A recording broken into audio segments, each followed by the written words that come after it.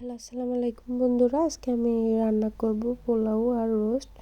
তো দুটো ভিডিওই আমি একসাথে দিয়েছি।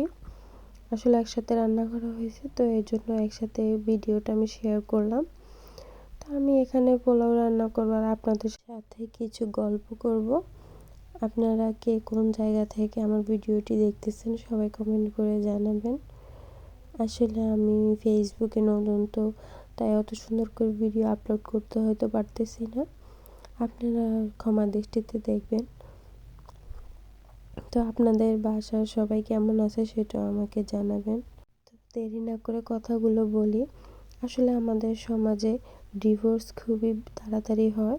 আর সংসার আসলে মনে হয় কি আগের দিনের সংসারগুলো অনেক দূর টিকতো।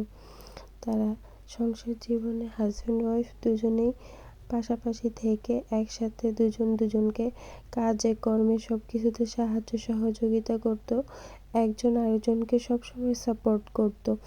এজন্য আগের দিনের সম্পর্কগুলো খুবই অটুট থাকতো। একজন একজনের বন্ধু হিসাবে কাঁধে কাঁধ মিলিয়ে সব কাজে সাহায্য করত। কিন্তু এখন সেগুলো হয় না। এখন নারী চায় নারী এগিয়ে থাকবে, আর পুরুষরা চায় পুরুষরা এগিয়ে থাকবে। নারী চায় বাহিরে গিয়ে কাজ করবে, পুরুষ তাতে বাধা দিচ্ছে। আর এই বাধা সৃষ্টিতে সংসারে অশান্তি। আবার দেখা যাচ্ছে কি বাহিরে গেছে তো পরকীয়ায় লিপ্ত হয়ে গেছে, বা একটা পুরুষ স্ত্রী ঘরে রেখে বাইরে অফিসের কাজে যাচ্ছে, সেখানে গিয়ে তার ক্লায়েন্টের সাথে তার সম্পর্ক তৈরি হয়ে গেছে। এভাবে আস্তে আস্তে সংসারের প্রতি ঘৃণা জন্মাতে আস্তে আস্তে দেখা যায় কি পরকীয়ায় লিপ্ত হয়, এদিকে সংসারে অশান্তি করতে করতে এক পর্যায়ে ডিভোর্সে পরিণত হয়।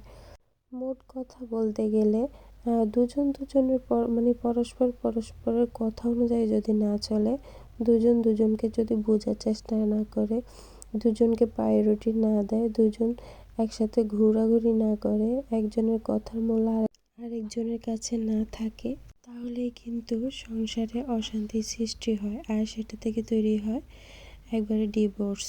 আসলে পরকীয়া এমনভাবে ছড়িয়ে গেছে যে নারী পুরুষকে বিশ্বাস করতে ভয় পায়, আর পুরুষ নারীকে। আসলে মোট কথা হচ্ছে মানুষের ঈমান নষ্ট হয়ে যাচ্ছে, বুঝছেন? ঈমান খুবই কমে যাচ্ছে।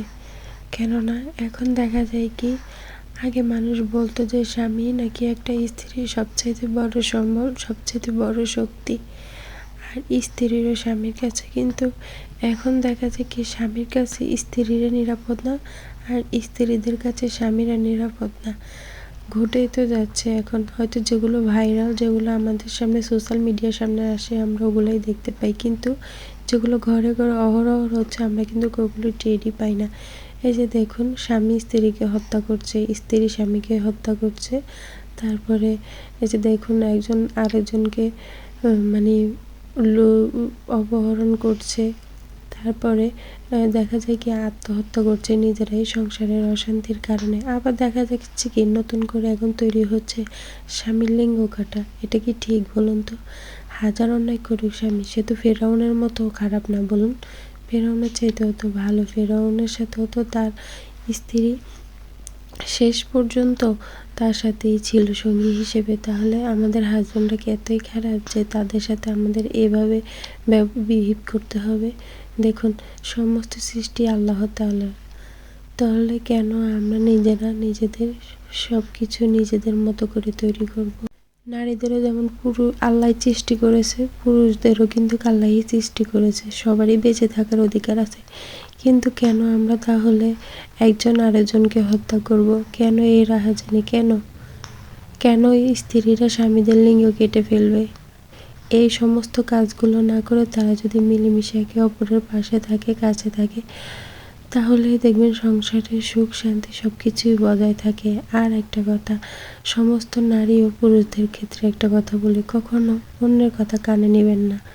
অন্যের কথা যদি কানে নেন তাহলেই কিন্তু সংসারে অশান্তি অবশ্যই আসবে, এটা কেউ ঠেকাতে পারবে না। আর থার্ড পার্সন মানুষকে কখনো নিজেদের সম্পর্কের মাঝে নিয়ে আসবেন না, কারণ এই দুটো জিনিসই একটা সমস্যা বা একটা ঝগড়ার মূল কারণ হিসেবে থাকে, আর এটাই বিরাট বড় একটা ঝগড়া সৃষ্টি করে ফেলে। তো আপনারা চাই সমস্যার সমাধান করবেন নিজেরা নিজেদেরকে কাছে রেখে।